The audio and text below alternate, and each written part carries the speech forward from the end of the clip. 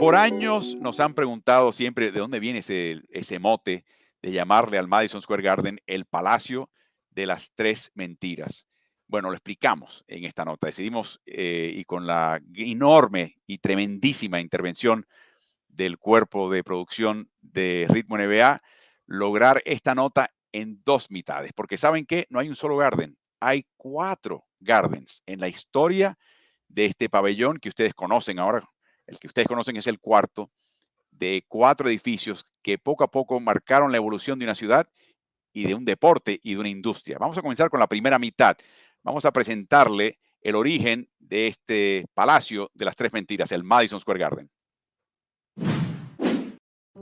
Para entender el mote del Palacio de las Tres Mentiras que uso para referirme al Madison Square Garden, hay que conocer la historia del pabellón, o debo decir, pabellones. La Plaza Madison Square en Manhattan, el corazón de la ciudad de Nueva York en ese momento, se define en su borde occidental por la Quinta Avenida, luego intersectada hacia el sur por la Avenida Broadway, la calle 26 al norte y la calle 23 al sur, con la Avenida Madison formando su borde oriental.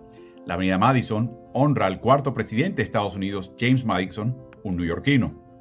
En 1838, 3 años tras la muerte de Madison, una casona localizada en lo que hoy es la Quinta Avenida y la calle 23 se convirtió en un albergue y restaurante de carretera, el Madison Cottage, cerquita de una parada de tren, haciendo alusión al recién fenecido expresidente.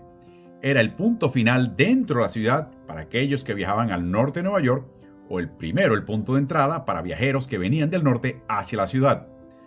Al demolerse a inicios de los 1850 para la construcción del Hotel Quinta Avenida, el parque colindante adoptó el nombre de Parque Madison hasta el día de hoy. En el noreste del Parque Madison se erigió en 1879 la primera versión de lo que hoy llamamos el Madison Square Garden, entonces un velódromo llamado el monstruo clásico y geológico velódromo de P.T. Barnum, arrendado al empresario de circo y espectáculos Barnum con ese don único de promoción y autopromoción. Era un edificio monumental para la época, pero con un importante detalle: se diseñó como velódromo, que en aquella época era una actividad atlética que atraía multitudes, con paredes de hasta 9 metros, pero no tenía techo, y en días con clima desfavorecedor, era un edificio inútil. Construirlo costó $900,000 actuales. En 1879, el propietario de los ferrocarriles de Nueva York, William Vanderbilt, compró el complejo y lo bautizó con el nombre Madison Square Garden, que perdura hasta el día de hoy. Duró 11 años y fue demolido en 1890. El segundo Garden fue construido en el mismo lote, pero esta vez con el financiamiento de varios de los magnates financieros e industrialistas más prestigiosos y acaudalados de la ciudad de Nueva York: J.P. Morgan, Andrew Carnegie, James Stillman, W.W. Astor y el mismo Barnum invirtieron $34 millones actuales en una estructura más majestuosa y permanente, hasta el punto de contratar al afamado arquitecto Stanford White para que le impartiese al edificio un estilo de bellas artes con toques moriscos.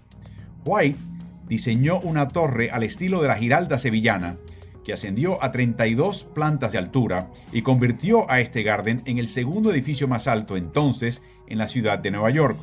Desde ese momento comenzó la tradición que los Gardens albergasen varios salones para distintos usos que pudiesen sostener actividades que coincidiesen. El segundo Garden tenía un salón principal de 61 metros, 200 pies, por 110 metros, 350 pies, con 8,000 asientos permanentes y capacidad en el piso para acomodar a miles más de espectadores de pie. Además, contenía un teatro de 1,200 butacas, una sala de conciertos con capacidad de 1,500 personas, el restaurante más grande de la ciudad y un cabaret en el techo del edificio. El costo en 1890 fue de $3 millones, lo que hoy serían $85 millones, una verdadera suma contundente.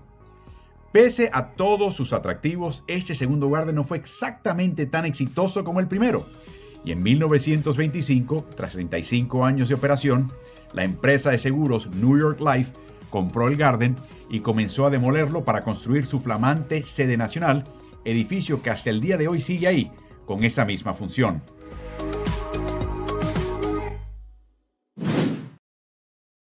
Lo primero que hay que comentar es que en 1838, Carlos, la calle 23 de Manhattan era el borde norte de la ciudad de Nueva York. Es algo que hay que entender un poco, ¿no? De ahí en adelante era una especie de campos para arar, todo salvaje, con unos par de caminos que te llevaban al norte de la ciudad, pero aquella era un campo, o sea, no era nada más que eso. El otro tema interesante es, estás hablando de una ciudad muy densa poblacionalmente, y después de que se empieza a poblar a partir del segundo Garden, te das cuenta que no hay muchos parques y los parques eran muy pequeños para la población. No había nada que hacer. Y ahí empieza la idea de tú crear estos pabellones para generar actividades de entretenimiento. Y de ahí vienen, por ejemplo, los teatros de Broadway. Todo este tema de Nueva York como la meca de entretenimiento viene por el hacinamiento físico de tanta gente en un lugar tan pequeño sin espacios al aire libre. Sin duda alguna. Y a mí me llama la atención que en un momento dado, como estaban utilizando el segundo Garden para todo, posiblemente hayan tenido la alberca más grande del mundo, la piscina más grande del mundo, la pileta, ¿no?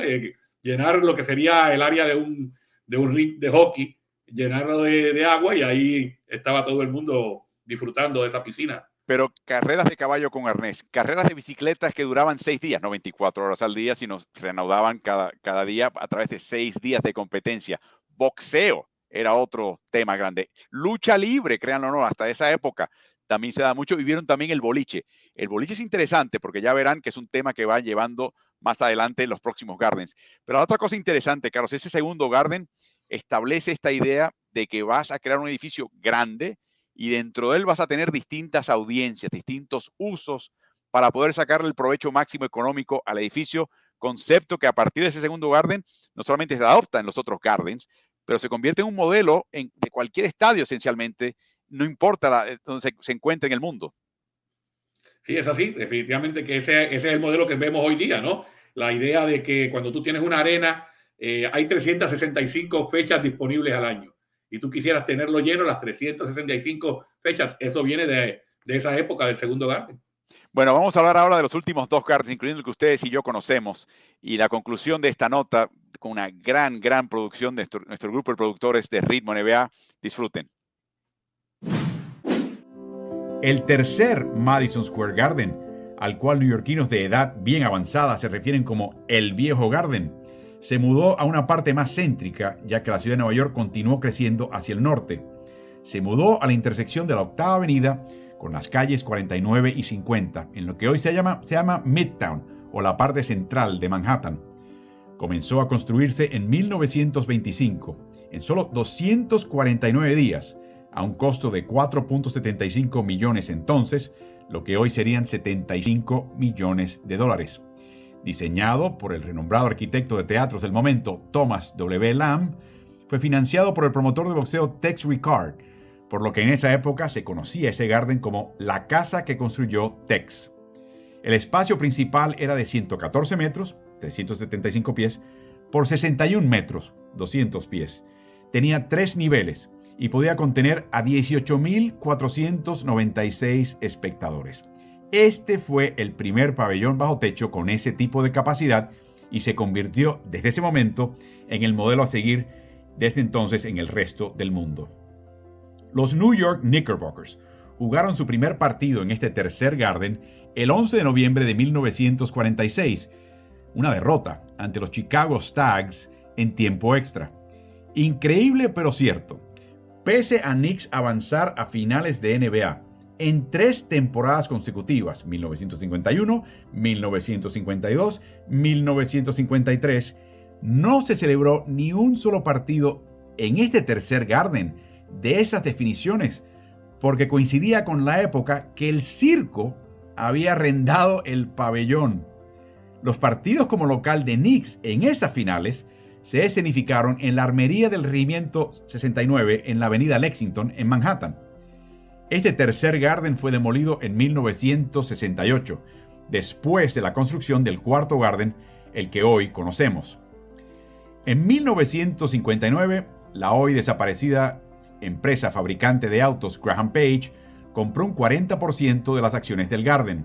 Su presidente, Irving Felt, obtuvo el control de la empresa y en noviembre de 1960 además adquirió de la empresa ferroviaria de Pensilvania el derecho de construir su Garden sobre las rieles de la estación de trenes de Penn Station.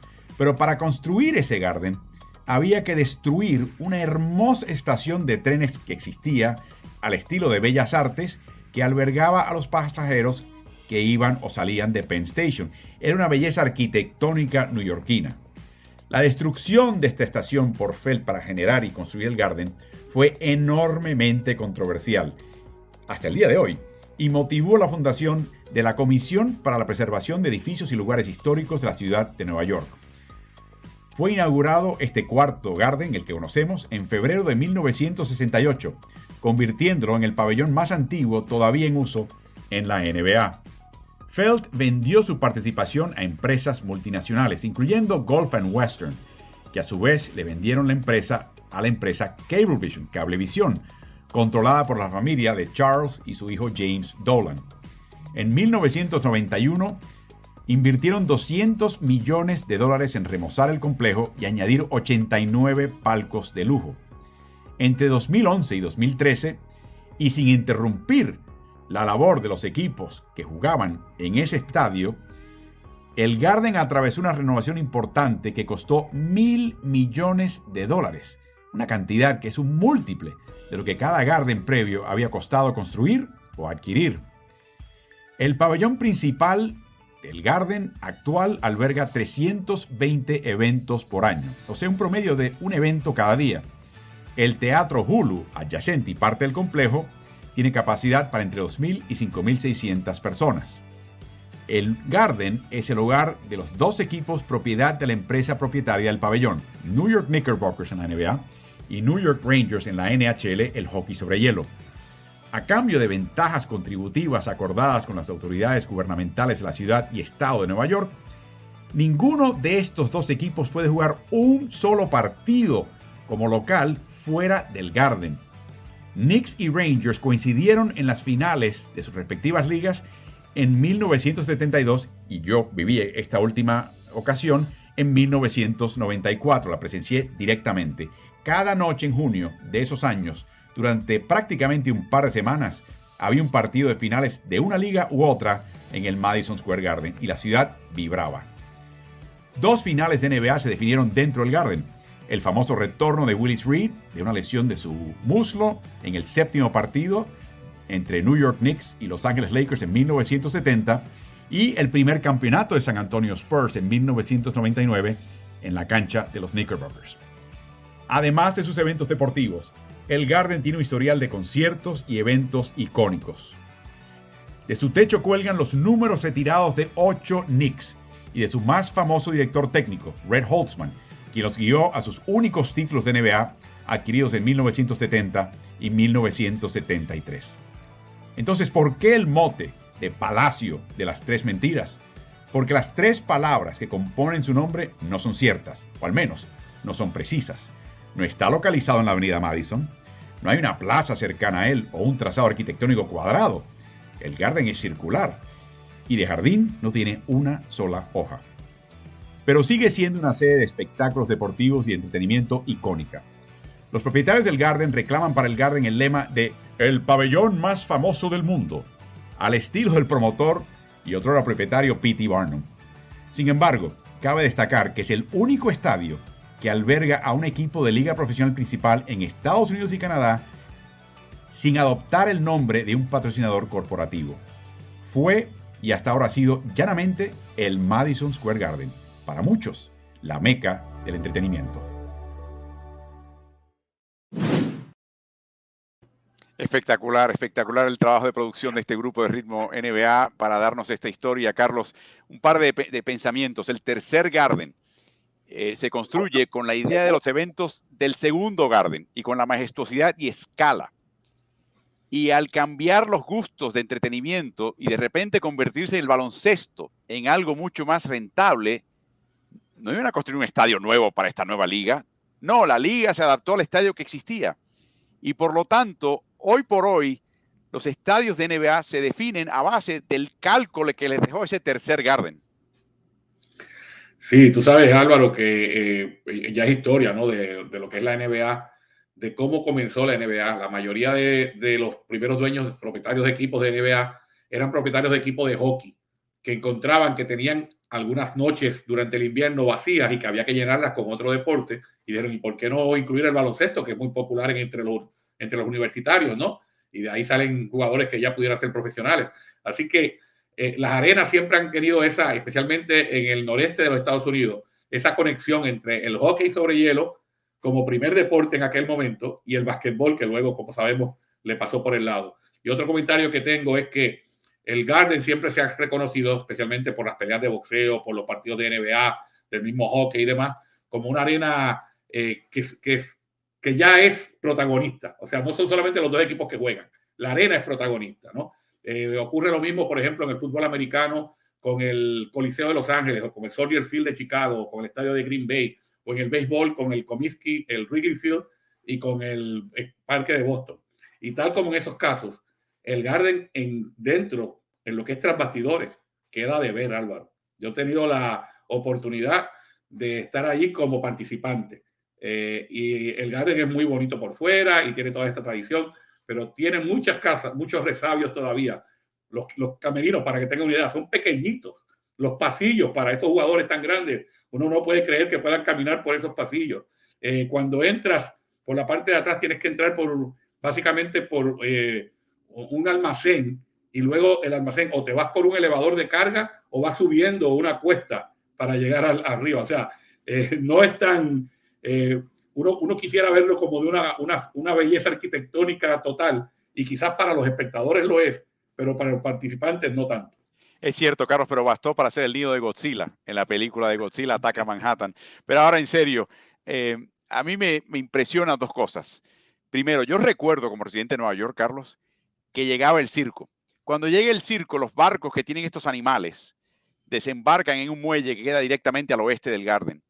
Y la policía sella con unas vallas enormes las calles para que por ahí pasen los animales enormes. Por ahí pasan elefantes, jirafas. Los animales felinos están típicamente enjaulados. Pero cierran las calles de Manhattan para que ellos vayan entrando al Garden por la cuesta de estacionamiento que tú has visto tantas veces, y por ahí van y se meten a un lugar donde los guardan durante las 2 semanas que pasan en el Garden. Esta noción de que suspendieron y no se jugaron partidos de finales de NBA en el Garden, siendo el equipo propiedad del dueño del edificio, porque ya habían contratado al circo, a mí me flipa, Carlos. A mí me alucina pensar que eso fue así. Y yo camino por al lado de la armería del Regimiento 69 en la calle Lexington y Park, no todos los días, pero con frecuencia, y nunca se me ocurrió que se habían jugado los partidos del Garden al principio de los años 50, Carlos. Bueno, y ya que trajiste el tema de los animales, yo no lo iba a traer, ya creía que había abundado suficiente, pero esas 2 semanas o 2 o 3 semanas que pasan esos animales ahí, tú tienes que entrar por ese mismo lado, y el hedor, te hace pensar que el Garden no es tan magnánimo como parece. Bueno, pero ya saben, es un edificio histórico no solamente por ser el más antiguo, de hecho ahora que dejaron de utilizar el Oracle Arena, que vino después de este Garden, ya lejos es el edificio de mayor uso continuo en la NBA, pero también es un edificio icónico y refleja y está atado directamente al crecimiento de la liga, más allá de los logros que hayan tenido no sus equipos. Los Knicks no han ganado tantos campeonatos, solamente 2. Así que ese no es el tema es lo que representa en el desarrollo de la liga y el desarrollo del modelo económico de la liga. Desde ese punto de vista, el Garden tiene mucho que contar.